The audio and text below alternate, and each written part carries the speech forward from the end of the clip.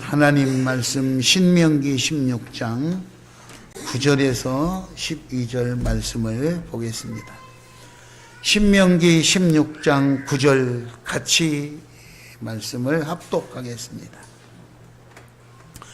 일곱 주를 셀지니 곡식의 낫을 대는 첫날부터 일곱 주를 서 내 하나님 여호와 앞에 77절을 지키되 내 하나님 여호와께서 내게 복을 주신 대로 내 힘을 헤아려 자원하는 예물을 드리고 너와 내 자녀와 노비와 내 성중에 있는 내인과 및 너희 중에 있는 객과 고아와 과부와 함께 내 하나님 여호와께서 자기의 이름을 두시려고 택하신 곳에서 내 하나님 여호와 앞에서 즐거워할지니라. 너는 애굽에서 종되었던 것을 기억하고 이 규례를 지켜 행할지니라. 아멘. 벌써 2024년 한 해가 시작되는 것 같았는데 6월달이 벌써 지나가고 7월달을 맞이했습니다. 이제 7, 8, 9, 10 기관 마무리를 하고요. 11월달에는 교회 마무리하고 12월달부터는 교회에서 새로운 회기가 시작이 됩니다. 몇 달 안 남았잖아요. 어떻게 1년 동안 전반기 때 어떻게 목표 달성들 잘 하셨습니까? 옆에 사람하고 묻겠습니다. 목표 달성 잘 했습니까? 계획한 대로 잘 되고 있습니까? 예, 계획한 대로. 계획한 대로 목표를 100% 이루거나 초과 달성한 사람들은 너무너무 지금 기쁘고 좋겠죠. 1년에 해야 될 거를 벌써 막 다 만들어. 그런데 1월 달에 각오를 했던 것에서 아직 아무것도 안 되는 것 같고 그러면 너무너무 힘들고 속상하겠죠. 따라서 하겠습니다. 하나님 앞에서 즐거워합시다. 하나님 앞에서 즐거워합시다. 네. 오늘 하나님께서 하나님 앞에서 즐거워하라 그랬어요. 다른 데 가가지고 막 기뻐서 뛰고 좋아하고 하지 말고 교회에 와서, 그렇죠? 하나님이 머무는 곳, 그리고 하나님 앞에서 즐거워하라 그랬어요. 오늘 맥주절 하나님 앞에서 마음껏 즐거워하시기 바랍니다. 맛있는 것도 했대요. 어제부터 보니까 뭐 맛있는 거 해가지고 먹고 그러더라고요. 네, 오늘은 맥주절로 지킵니다. 맥주절. 하나님께서 3대 절기를 지키라고 했는데 그 중에 하나가 맥주절입니다. 맥주절. 맥주절은 유대인 이스라엘 백성들이 애굽에서 종살이 했었죠. 원래는 나라가 있었는데 나라가 망하고 뺏긴 다음에 애굽에서 종살이 했는데 그때 너무너무 힘들어서 정말 아주 못 살 것 같은 그런 고난과 시련의 날들이 있었죠. 하나님께서 너희 조상들에게 내가 약속을 했는데 이렇게 사는 것이 모양이 안 좋다. 그래서 너희들을 인도에 내서 젖과 꿀이 흐르는 가나안 땅으로 데려가서 그곳에서 정말 자유롭고 그리고 행복하게 살게 하겠다. 이렇게 하나님 계획을 세우셨어요. 그리고 이스라엘 백성들을 애굽에서 드러내서 광야로 가나안 땅까지 들어가서 사는 과정에 하나님께서 이 맥주절을 지키라고 했는데 이 사람들이 애굽에 노예 생활하던 시절 그리고 가나안 땅으로 가는 광야 시절, 광야 생활, 노예 생활, 애굽 종살이던 노예 생활, 가나안 땅으로 가는 시련의 광야 생활, 그리고 목적지 가나안 땅에 도착해서 농사를 짓고 자유로운 생활. 근데 그때 농사를 지었는데 다른 때 같으면 농사 지은 것이 다 주인 거잖아요. 내가 노예 생활을 했으니까. 근데 지금은 다 내 거라는 거죠. 내가 일한 이 일에서 땀 흘려서 수확한 이 모든 것들이 내 것이기 때문에 얼마나 기뻤겠어요. 들에 가서 곡식을 거둬들여야 될 그걸 보고 다 내 것이다 그러면 얼마나 기분이 좋겠냐고요. 여러분들은 아마 자기 것이 아니니까 감동이 밀려오지 않는 것 같아요. 그죠? 여러분들이 생각해보면, 우리가 가장 그게 한다면, 내가 새빵살이 하다 어느 날 좋은 집을 샀어요. 이사 안 들어가도 집만 봐도, 대문 앞에서 집만 봐도 그냥 너무너무 행복하고 기분 좋은 것처럼, 그 사람들도 종살이하고 하다가 거기서 농사 지었는데 그게 다 내 것이다. 얼마나 좋겠어요. 그러니까 거기서 멈추면 일반 사람들하고 똑같은 거예요. 하나님은 거기서 목표를 이루었기 때문에 거기서 멈추고 하나님을 잊어버릴까봐 이 기쁨을 나누면서 맥추절을 지키면서 어떻게 절기를 어떻게 지킬 건가, 그 지키는 방법과 그 절기를 지키는 의미를 쭉 설명을 했어요. 뭐 영원히 가나안 땅에 사는 것은 아니잖아요. 언젠가는 이제 가나안 땅에서 또 떠나면 마지막 우리가 가야 될 그곳, 하나님 나라 본향, 우리가 흔히 말하는 천국, 그곳에 갈 텐데 거기 가기까지는 자유함을 얻고 이곳에서 기쁘게 누리며 살아야 되는데 그 방법과 의미를 설명하고 있는 것이 오늘 본문 말씀이에요.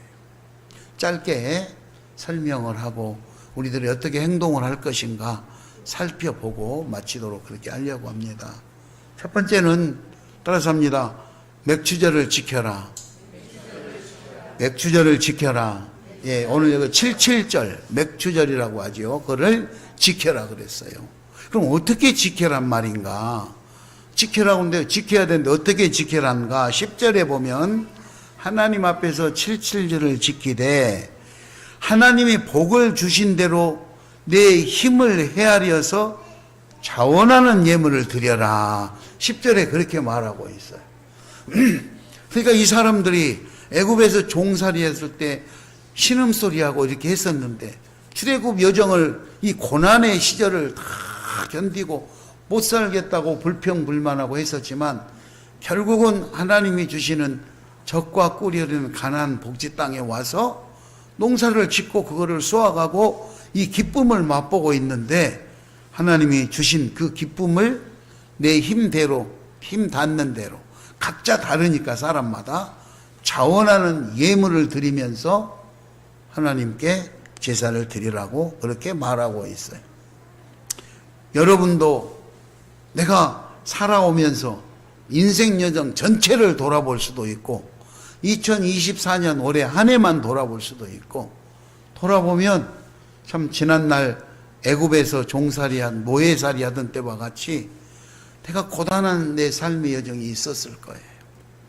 광야 시대를 거쳐오는 것처럼 내가 너무너무 견디기 힘든 아픔이 있는 그런 시절이 있었을 거예요. 아니 어쩌면 지금도 그 아픔은 내 삶에 계속되고 있는지도 몰라요. 그러나 내가 이만큼 살 수 있는 자유를 누리며 살 수 있는 그 하나님의 은혜를 기억하시면서 하나님이 나를 사랑해 주시고 내가 하나님의 은혜 속에서 이만큼 온 것을 생각하면 너무너무 감사하잖아요. 사람들마다 차이가 있겠지만 그래서 그것을 생각하면서 그 자원하는 예물 감사를 하라 그랬어요. 감사를. 자, 그러면 감사를 어떻게 해야 될 것인가? 자발적으로 누가 뭐 어떻게 해라 강요하는 것이 아니라 내 스스로 하나님 은혜에 감사하는 만큼 자발적으로 해라 그랬어요. 자발적으로. 자발적으로 기쁜 마음으로 준비해서 하는 거예요. 기쁜 마음. 사람마다 다 다르겠죠. 농사를 짓는 사람은 내가 농사 진 농산물의 일부를 갖다가 하나님 앞에 감사하는 거. 도시 생활을 해서 현금으로 하는 사람들은 예물로 이렇게 감사 헌금을 드릴 것이고 또 다른 여러 가지 방법으로도 하나님 앞에 받은 은혜를 감사하는 마음으로 표현하는 거예요. 내가 내 마음에 그 감사하는 마음을 표현하는 것이 예물이다 이 말이죠. 예물 어떻게 표현할 거예요? 마음만 있고 전혀 행동을 안 하면 사람들은 이해를 못할 때가 많잖아요. 수입에 따라 믿음에 따라 실천 가능한 방법으로 내 마음에 감사하는 마음을 표현하는 거예요. 이게 오늘 복 주신 대로 내 힘을 헤아려 자원하는 예물을 드리라 한 이 하나님의 말씀입니다. 여러분들도 여러분의 삶의 여정 동안 내가 하나님 앞에 받은 은혜, 하나님 앞에 받은 사랑, 감사할 만큼 감사의 표시를 할 수 있기 바랍니다. 정도의 차이는 있을 수 있겠지요. 정도의 차이. 제가 필리핀에 갔었던 일 중에 계속 잊혀지지 않는 일이 있어요. 오래된 일이지요. 10여 년 전 일이에요. 그때 이제 필리핀에 초창기 때 갔을 때 당시 있던 선교사님하고 오지 마을, 그 밀림 마을에 사탕을 주머니로 넣고 동네 전도한다고 갔어요. 아이들이 마당에서 많이 놀고 있어서 아이들에게 사탕을 나누어 줬는데 다른 아이들은 그걸 맛있게 이렇게 사탕 껍질을 벗겨서 맛있게 먹는데 한 아이는 이게 뭔가 하고 자기 눈앞에다 자꾸 흔드는 거예요. 그래서 왜 그런가 물었더니 눈이 보이지 않는다는 거예요. 아마 우리 교회에 오래전에 기억하시는 분은 있을지 모르지만 프린세스라고 6살 난 아이, 그 아이 눈 개안 수술을 당시 해줬었잖아요. 그리고 아마 그 개안 수술한 사진을 우리 교회도 한동안 이렇게 부착했던 적이 있었어요. 그 아이가 눈이 안 보인다고 해서 선교사님하고 이야기해서 필리핀 마닐라 시내 병원에 가서 어찌됐든 두 눈을 이런 사연 끝에 두 눈을 개안 수술해서 앞을 볼 수 있게 됐어요. 그런 일이 있은 후에 제가 필리핀을 다시 방문했고 그 마을에 또 전도하러 갔었는데 그 아이의 어머니가 너무너무 기뻐서 어찌할 줄 모르고 나오고 선교사님을 데리고 그 산속으로 들어가는 거예요. 그래서 따라오시라고. 그래서 왜 데려가나 그래 따라갔더니 또 다른 아이를 낳은 지 한 달 됐대요. 그 아이의 동생을 낳은 지 한 달 된 몸인데 옆에다 칼을 차고 그리고 우리를 안내해서 가더니 큰 나무 위로 올라가서 나무 위에 받아놓은 그 물을 꺼내가지고 우리에게 주더라고요. 우리나라로 말하면 고로쇠 물 같은 받아서 그 이제 산 속에서는 그게 수입의 원천이에요. 이 사람들은 농사를 짓거나 이러지 못하니까 그거를 받아서 도시로 보내가지고 돈을 만들어서 생활을 하는, 우리나라로 말하면 고로쇠 물을 받아서 판매하는 것과 같은 원리인데 그거를 주는 거예요. 자기 나름으로는 감사의 표시를 하는 거지요. 내 딸을 도와주고 우리 가정을 도와준 그분들에게 뭔가 감사의 표시를 하고자 자기 성의껏 하는 거죠. 근데 제가 보니까 감사의 표시는 너무 고마운데 그 산속에 있으니까 그 병이, 그 물을 받는 그 병이나 이게 너무 오래돼 가지고 얼마나 새카만지 먹을 수가 없을 정도예요. 손도 너무 안 씻어 가지고 손톱 밑에도 막 너무 새카매 가지고, 그런데 그거로 그래도 정성껏 다 담아 가지고 고맙다고 또 한 병 이렇게 막 주면서 다 먹으라고 막 이러는 거예요. 나는 안 먹고 싶어도 감사의 표시라는 그분의 그 마음을 거절하면 상처받을까 봐 할 수 없이 제가 그거를 조금 마셨어요. 다 먹어라, 다 먹어야 돼. 고맙다고 막 먹어라. 그래서 그걸 거절할 수가 없어서 다 먹었는데 술을 만드는 재료라네 그게. 그래서 제가 술 취해가지고 거기서 원두막에서 졸다 왔어요. 위생적인 것을 생각하면 거절했어야 되고 뭔가 물어보고 거절했었지만 그저 그 감사하는 그것에 제가 아마 하나님께서도 우리가 우리 나름대로 최선의 노력을 다해서 감사의 표시를 하면 하나님도 우리들의 정성을 받으실 줄 믿습니다. 그러므로 여러분 오늘 절기를 맞이해서 어떤 모양이건 하나님 앞에 감사의 표시를 하시기 바랍니다. 내가 복을 많이 받아서 은혜가 감사하다. 그러면 농사를 지었으면 농산물로, 공급 생활을 했으면 현금으로, 특별한 드릴 것이 없으면 3분 기도문을 써서라도 하나님 앞에 감사하시기 바랍니다. 감사. 두 번째는 오늘 말씀해 보니까 기쁨을 나누라 그랬어요. 즐거워하라. 즐거워하는데 나 혼자만 즐거워하지 말고 기쁨을 나누어라 그랬어요. 11절 우리 같이 한번 읽어볼까요? 11절 읽겠습니다. 시작. 너와 내 자녀와 노비와 내 성중에 있는 내 일, 및 너희 중에 있는 객과 과와 과부가 함께 내 하나님 여호와께서 자기 이름을 두시려고 택하신 곳에서 내 하나님 여호와 앞에서 즐거워할지니라. 그러니까 나만 즐거워하는 것이 아니라 내 주변에 있는 많은 이웃들과 함께 같이 즐거워하라 이 말이 즐거워. 여기에 등장하는 수많은 사람들이 사연이 다 다르겠죠. 그렇지 않겠습니까? 그런데 사연이 다 다르고 형편과 환경과 조건이 다르지만 결론적으로 다 모두가 기쁨으로 행복해야 된다. 그 논리인 것입니다. 여러분, 하나님의 은혜요, 하나님의 감사를 경험한 간증을 이 사람들이 나누면서 나는 이렇게 해서 하나님 앞에 너무 감사하다고 자기의 기쁨을 그래서 말하는 거죠. 다르겠죠. 다 사연이 다르겠죠. 애굽을 탈출해서 시내 광야를 거쳐서 가나안 땅까지 도달하는 동안 다 똑같을 수는 없잖아요. 다 각자 사연이 다르겠지만 결론은 하나님 감사합니다.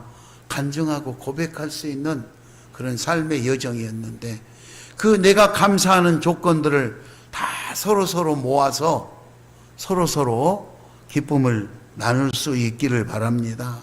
그렇게 나누는 거예요. 그래서 오늘 또 우리가 서로 맥주절에 서로 기쁨을 나누는 그런 아름다운 관계들이 되시기를 바랍니다. 세 번째 마지막으로 따라서 합니다. 규례를 잘 지켜라. 규례를 잘 지켜라.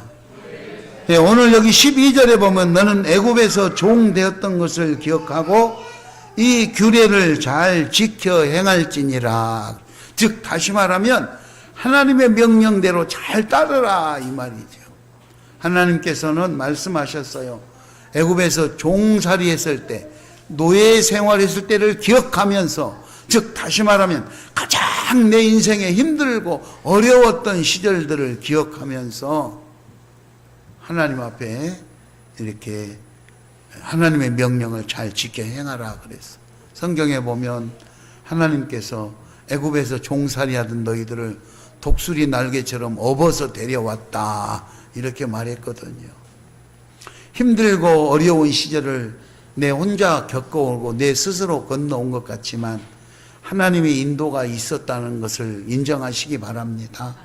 하나님께서 그 어려운 시절에 나를 지키시고 여기까지 인도하신 것을 기억하면서 내가 형편이 어려울 때나 형편이 넉넉하고 풍요로울 때나 하나님을 향한 사랑의 마음은 변치 않기를 축원합니다. 그런 마음으로 하나님의 말씀 따라가는 거예요. 사람은요 너무 힘들어도 하나님의 말씀을 따라가지 못할 때가 있어요. 너무너무 힘드니까. 마음은 내가 오늘 예배하고 해야 된다 하면서도 몸이 너무 힘들고 너무 고난이 심해서 하나님 말씀대로 따라가지 못할 때도 있어요. 그런가 하면 그 반대로 너무너무 평안롭고 풍요롭고 행복하니까 교만에 빠져서 또 하나님의 말씀대로 하지 못할 때도 있어요. 그래요. 어려웠을 때는 어려우니까 예배에 참석에 못했는데 하나님이 축복해 주셔서 풍요롭고 넉넉하니까 또 바빠서 예배에 참석 못할 때도 있어요. 여러분, 우리는 어떤 때, 그렇죠? 비천에 처할 줄도 알고 풍부에 처할 줄도 알아. 어떠한 형편이든지 자족하기를 배웠노라 했으니까 어느 때 어떤 상황에서도 하나님 앞에 예배하며 하나님께 영광 돌리며 하나님 명령을 잘 따라갈 수 있기를 바랍니다. 그 하나님 명령대로 살려면 그럼 어떻게 해야 되느냐? 따라서 합니다. 나눔과 섬김. 나눔과 섬김. 네. 서로 모여서 믿음의 사람끼리 교제하는 거예요. 성경에서는 모이기에 힘쓰고 모였을 때 교제하며 떡을 떼며 서로 이렇게 친교 시간을 갖는다고 했어요.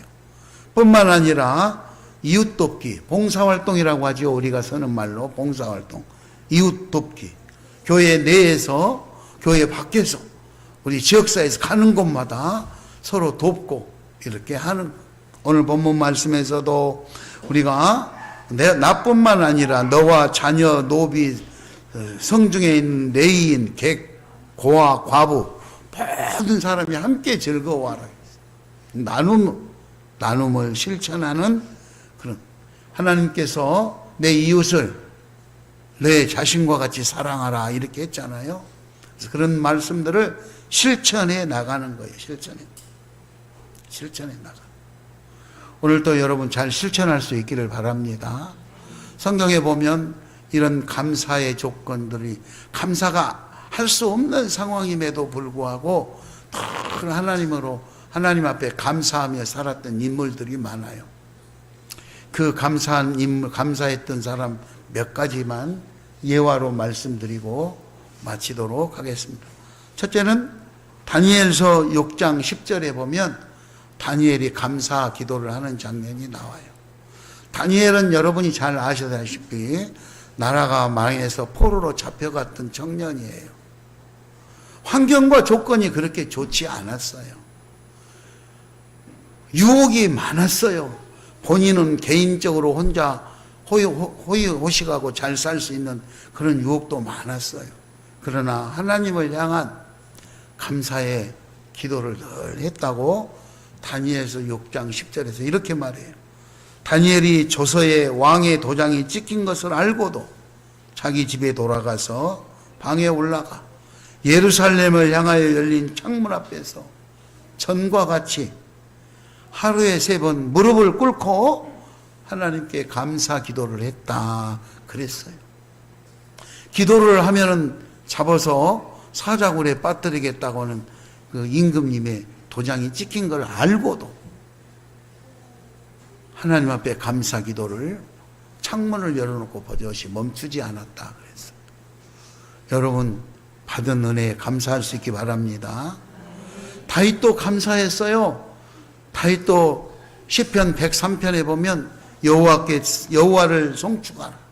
내 영혼아 여호와를 송축하라 그랬어. 내 영혼.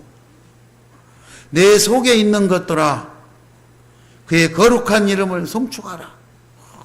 다윗은 하나님을 찬양하고, 심지어 성경에 보면 언약궤가 들어오던 날 다윗은 너무너무 기뻐서 춤을 추며 찬양하며 하나님께 감사하며 기뻐하다가 바지가 흘러내려가는 그런 사고가 났다고, 그런 말까지 있을 정도로 하나님 앞에 최선의 찬양과 감사를 돌렸던 인물이에요. 바울도 그랬어요. 바울도 빌립보 4장 6절 이하 7절에 보면 아무것도 염려하지 말고 다만 모든 일에 기도와 간구로 너희 구할 것을 감사함으로 하나님께 아뢰라.